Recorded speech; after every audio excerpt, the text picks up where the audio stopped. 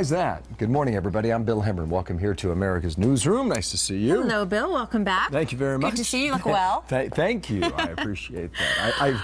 I feel good. Good. I'm glad. You look wonderful. That's right. Welcome back. Sprung out of bed Good to have you. All right. So I'm Martha MacCallum. It's good to have everybody here with us this morning. So let's go back for a moment to 2006, because then Senator Obama warned in an autobiography. So what do you think? Will the immigration debate lead to a government shutdown? Things in the president's proposal that appear to be very much in line with what Republicans have said that they wanted all along, but he seems to want to force it before the new Congress is in place, and that makes things very sticky. Morning after the election, Mitch McConnell said we're not interested in shutting down the government, so you're going to have a bit of a push-pull too, so stay tuned for that.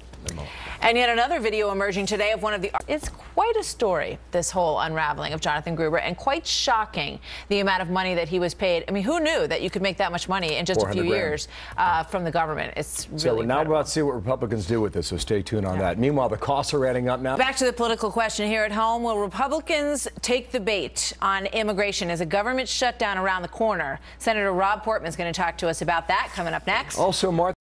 Well, there's a high seas voyage that has turned into a... Teams in other parts of the country, there were no arrests made, and we really don't know what the results were, and they were checking the credentials of the doctors traveling with the team.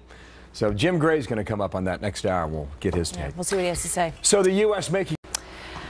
This news also broke over the weekend. Pope Francis is planning a trip to... I mean, anytime we have this, it's going to be a very, very big deal. Absolutely. So come on, we're waiting for you. Well, supporters say that it would mean thousands of jobs, but the... Well, none of us were around for that. It was a huge hit all over America and Europe and the world for that matter. So great cause, and well done. It's a good song, too. Very good. I think we're going to be hearing a lot of it over the holidays. We're looking forward to it. Newsroom, I'm Martha MacCallum. And I'm Bill Hemmer. Good morning. Peter Kasich, a former U.S. Army Ranger, Syria at the time. Breaks your heart, too, when you wake up on a Sunday morning and see that alert come across and you ask yourself, how much longer is this going to last? Exactly. And how much longer are we going to tolerate this before we take action to stop it? And you can't have, you know, the outrage diminish with each one of these that happens. And if anything, it should be growing against this group. It's horrific.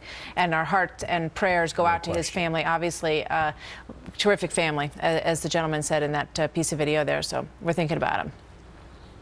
Well, President Obama getting called out by former members of his own administration.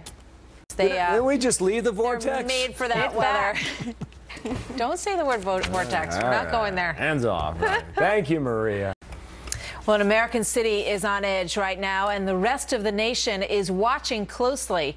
We are waiting for a decision from the grand jury on the situation in Ferguson, Missouri, as we hear the police dispatch recordings from that fateful day. Listen.